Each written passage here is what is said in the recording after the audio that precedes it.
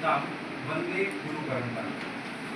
आज इस कार्यक्रम में आदरणीय प्रोफेसर नागेश दुबे सर, आदरणीय प्रोफेसर अभिकेश श्रीवास्तव सर, इस विभाग के माननीय विभागाध्यक्ष आदरणीय अनिल कुमार तिवारी सर, संस्कृत विभाग से डॉक्टर नवनिहाल गौतम सर और संस्कृत विभाग से ही डॉक्टर किरण आर्य। आज हम सभी शंकराचार्य के जन्म दिवस को लेकर, जयंती को लेकर यहाँ उपस्थित हैं। और जब बात आचार्य शंकर की होती है तो उनकी मेथोडोलॉजी को समझना ये एक बड़ा मूल विषय रहता है। इस मूल विषय को यदि सामान्य भाषा में समझा जाए तो जो देवस्मिता जी ने मुझे दिया नारियल, वो और जो आचार्य लेकर आए थे अपने साथ एक यंत्र, किसी को याद है क्या वो जो संत लोग आए थे वो क्या यंत्र लेके आए थे? माइक। ये माइक में मा ई का होता है, आचार्य शंकर के माइक में मा या और ई की मात्रा और का है। और ये जो नारियल दिया, ये नारियल मतलब ये वर्ड जो है वो रियल नहीं है, माइक है। माइक नहीं, माइक माया से उद्भूत है। यही आचार्य शंकर का मूल संदेश है। अब इस आचार्य शंकर के मूल संदेश को हम क्या सामान्य भाषा में समझ सकते हैं? क्या इतने ही शब्दों में आचार्य शंकर का मूल संदेश हो जाता है? क्योंकि आचार्य शंकर की परंपरा में श्रवण, मनन और निधिध्यासन ऐसे 3 विधान किए गए हैं। यदि केवल श्रवण से हो जाता तो मुझे यदि बोला जाता कि ईश्वर एक है, परमात्मा एक है, ब्रह्म एक है, तो मुझे एक बार में समझ में आ जाता। लेकिन फिर भी आचार्य शंकर इतनी सारी प्रविधियों का यूज क्यों करते हैं? वो बार बार ये क्यों कहते हैं कि नेति नेति? क्योंकि वो हमें ये बताना चाह रहे हैं कि जो आप इस संसार को जिस दृष्टि से देख रहे हो, वो दृष्टि उस सूक्ष्म जगत को समझने की नहीं है। उनकी ये चेतावनी है कि जिस प्रविधि से आप स्थूल का दर्शन करोगे, वो प्रविधि कभी भी सूक्ष्म को समझने में सहायक नहीं होगी। उसका कारण ये है कि ये सूक्ष्म और स्थूल दोनों बहुत बड़े भेद से युक्त है। ये सूक्ष्म और स्थूल भेद से युक्त क्यों है? उसका कारण ये है कि हमारा जो वैचारिक स्तर है, जहां हमारे विचार कार्य करते हैं, वो स्तर इस घटपट यानी पॉट और कपड़े इत्यादि जैसा नहीं है। हमारा जो संपर्क संबंध है वो भौतिक तत्वों से इतना अधिक है कि हमारे मस्तिष्क की जो मेथोडोलॉजी है वो इस तरह डेवलप होती है कि हम जैसे घटपट को देखते हैं उसी तरह हम इस सूक्ष्म को देखने का प्रयास करते हैं, जैसा कि पाश्चात्य वैज्ञानिकों ने हमेशा से किया। वो इस सूक्ष्म तत्व को समझने के लिए श्रोडिंगर का नाम हम में से कई लोगों ने सुना होगा, एक बड़े क्वांटम वैज्ञानिक हैं। और क्वांटम विज्ञान को समझने के लिए वो कैट्स पैराडॉक्स जैसे कुछ उदाहरणों का इस्तेमाल करते हैं कि बिल्ली जो है एक कमरे में है, वो जीवित है, मृत है, उसकी प्रोबेबिलिटी के आधार पर वो क्वांटम जगत को समझने का सिद्धांत प्रतिपादित करते हैं। जो क्वांटम जगत में सबसे पहला सूक्ष्म तत्व को समझने की कोशिश करने वाला वैज्ञानिक मुझे लगता है वो हाइजेनबर्ग है, जो ये कहता है कि आप एक ही टाइम में कभी भी किसी वस्तु का मोमेंटम और पोजीशन, इन दोनों को डिफाइन नहीं कर सकते। एक यंग नाम का वैज्ञानिक है जो डबल स्लिट एक्सपेरिमेंट के माध्यम से क्वांटम की व्याख्या करना चाहता है, और जो वैज्ञानिक है वो कहते हैं कभी ये मुझे कण प्रदर्शित करता है और कभी मुझे वेव नेचर प्रदर्शित करता है। ये सारे वैज्ञानिक जिन विधियों से इस सूक्ष्म को समझने के प्रयास कर रहे हैं, आचार्य शंकर ने बहुत पहले नेति नेति के माध्यम से स्पष्ट कर दिया है कि न इति न इति, अर्थात ये सांसारिक जगत को समझने की जो प्रविधि है वो प्रविधि कभी सूक्ष्म को समझने में सहायक नहीं हो सकती। आचार्य शंकर ने इस तरह का प्रतिपादन क्यों किया और किस माध्यम से किया? उनकी प्रविधि में क्या ऐसा विशिष्ट है?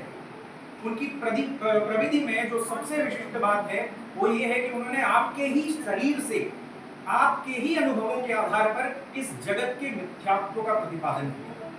उन्होंने कहा इस लोक में यदि हम कहें तो हमारे 3 स्तर हैं, एक व्यवहारिक स्तर, एक पारमार्थिक स्तर और एक प्रातिभाषिक स्तर।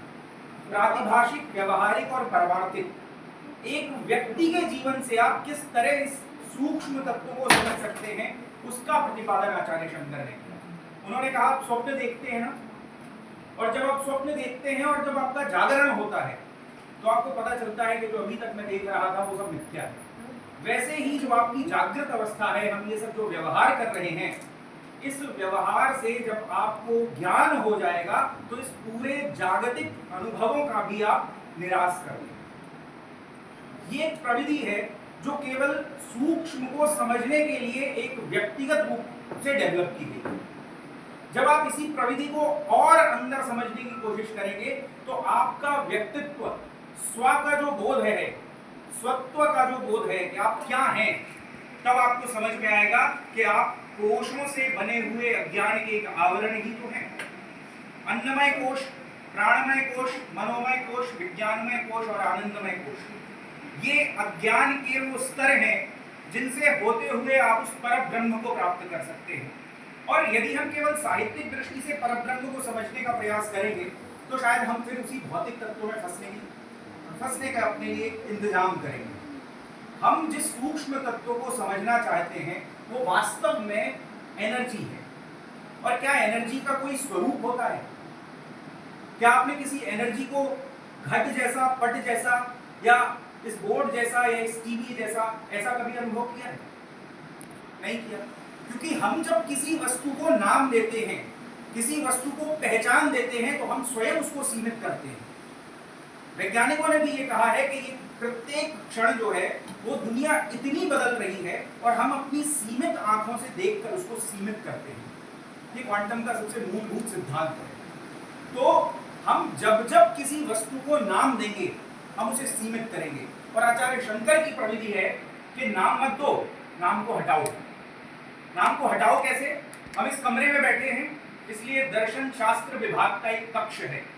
जब हम इसकी चार दीवारी को हटा देंगे, यानी कि इसके नाम को, रूप को हटा देंगे, तो हम दर्शन शास्त्र विभाग में आ जाएंगे। देखिए कैसे हमारी परिधि जो है बढ़ गई है। हम दर्शन शास्त्र की दीवारों को हटा देंगे, हम डॉक्टर हरि सिंह गौर विश्वविद्यालय की परिधि में आ जाएंगे। हम डॉक्टर हरि सिंह गौर विश्वविद्यालय की चार दीवारी को हटा देंगे, हम सागर की परिधि में आ जाएंगे। सागर की चार दीवारी को हटाते ही मध्य प्रदेश में आ जाएंगे। मध्य प्रदेश की चार दीवारी को हटाते ही हम भारत में आ जाएंगे। भारत की चार दीवारी को हटाते ही हम भारत विश्व में आ जाएंगे। कैसे आचार्य शंकर ने इस भ्रम रूपी उपाधियों का खंडन करते हुए हमें एक व्यापक स्तर के तत्व की जानकारी दी। पूरे वेदांत दर्शन में जहां जहां आचार्य शंकर का भाष्य है, उन्होंने इस आकाश का मतलब केवल स्काई नहीं है, आकाश का मतलब दर्शनों में ईथर से लिया जाता है। और ईथर क्या है? जो केमिस्ट्री के लोग होंगे वो समझते होंगे, जब दो एल्किल ग्रुप से ऑक्सीजन की दो वैलेंसी से जुड़ते हैं, ROR, स्पेस है। ये खाली स्पेस के माध्यम से वृक्षावच्छिन्न आकाश और वनावच्छिन्न आकाश एक ही है। वृक्ष का जो घेरा हुआ स्थान है उसको आप वृक्षावच्छिन्न आकाश कहते हैं, क्योंकि वो वृक्ष ने घेर लिया है। ये भी तो उपाधि है, क्योंकि आकाश तो ये पूरे जगत में एक ही है, उसको वृक्ष ने घेर लिया, इसलिए वो वृक्षावच्छिन्न आकाश।